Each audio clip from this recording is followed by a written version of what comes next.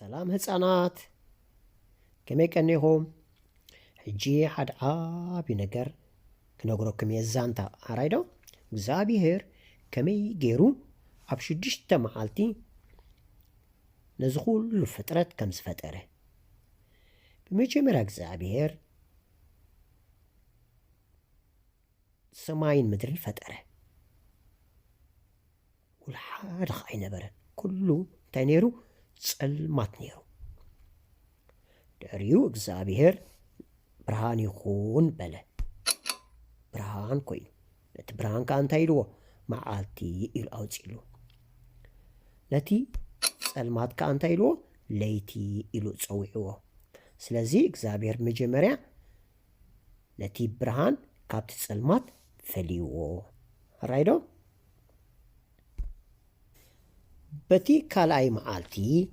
ነቲ ኣብ ልዕሊ ጠፈር ዘሎ ማይ ማለት ደበና ካብቲ ኣብ ትሕቲ ጠፈር ዘሎ ማይ እንታይ ገይርዎ ፈልይዎ ኣራይ ነቲ ኣብ ላዕሊ ጠፈር ዘሎ ፈልይዎ ሳልሳይ መዓልቲ ኣምላኽ ነቲ ንቑፅ መሬት ክርኢ መጺኡ ሽዑ ነቲ ማይ በይኑ ይኹን ኢሉ በይኑ ፈልይዎ ሪኹም በዚ ፈልይዎ ሽዑ እንታይ ኢልዎ ባሕሪ ኢልዎ ነቲ ንቑፅ መሬት ከዓ እንታይ ኢልዎ ምድሪ ኢልዎ ድሓር ኣብቲ ንቑፅ ምድሪ ብዙሕ ገረብ ብዙሕ ፍየሪ ፍሩታ ክበቁል ከም ዘለዎ ገይሩ ማለት እዩ ሓራይ ዶ ኣብ ራብዓይ መዓልቲ ነታ ብርሃን ትህብ እንታይ ኢሉ ሰይምዋ ፀሓይ ኢልዋ ሓራይ ዶ ድሕሪኡ ካልእ እውን እንታይ ገይሩ ፈጢሩ ወርሒ ከዓ ፈጢሩ ብለይቲ መንታን ብርሃን ክትበና ከምኡ እውን ብዙሓት ከዋኽብቲ ብዙሓት ፕላኔት ፈጢሩ ከምዚኣተን ብዙሓት ፈጢሩ ኣራይ ዶ ኣብ ሓምሻይ መዓልቲ እግዚኣብሔር ኣምላኽ ኣብቲ ባሕሪ ምስ ነቲ ባሕሪ ንቑፅ መሬትን ፈልይዎ ኢልናኩም ኣብዚ መሬት ኣሎ ኣብዚ ኸ ባሕሪ ኣሎ ኣብዚ ባሕሪ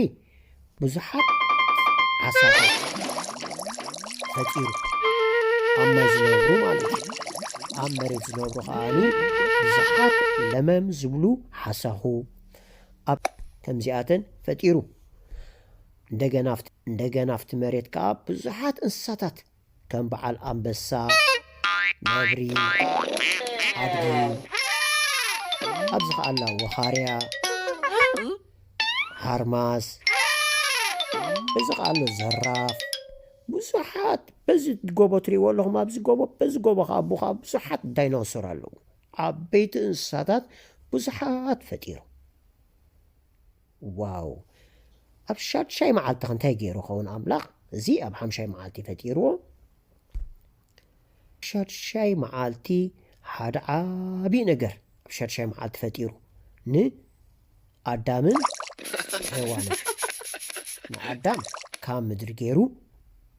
ጭቃ ሰሪሕዎ ንሔዋን ከዓ እንታይ ገይርዋ ካብ ናይ ኣዳም ኣካል መሰንገለ ወሲዱ ሰሪሕዋ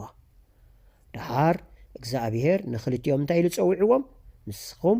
ሰብ ኢኹም ኢልዎም ድሕሪኡ እግዚኣብሔር ተሓጒሱ እንታይ ኢልዎም ሽዑ መሲልኩም ነዚኦም ክልቲኦም ሕጂ ክልቲኹም ብሓንሳእ ትነብሩ ብዙሓት ቆልዑት ከዓ ትወልዱ ምክንያቱ ኣዳም ወዲ እዩ ሔዋን ከዓ ጓል እያ ክልቲኦም ቆልዑት ከምፅኡ ይኽእሉ እዮም ራይዶ ስለዚ እግዚኣብሔር ነዚ ኩሉ ምስ ፈጠሮ ባህ ኢልዎ ተሓጊሱ ኣብ 7ይ መዓልቲ እንታይ ገይሩ ኩሉ ወዲ እንድዩ የዕሪፉ ደስ ኢልዎ ስለዚ ህፃናት እግዚኣብሔር ንኩሉ ኣብ 6 መዓልቲ ፈጢሩ ኣብ 7ይ መዓልቲ ከዓ የዕሪፉ ሓራይ ዶ ኣብ ካልእ ቪድዮ ስጋብ ንራኸብ ቻው ህፃናት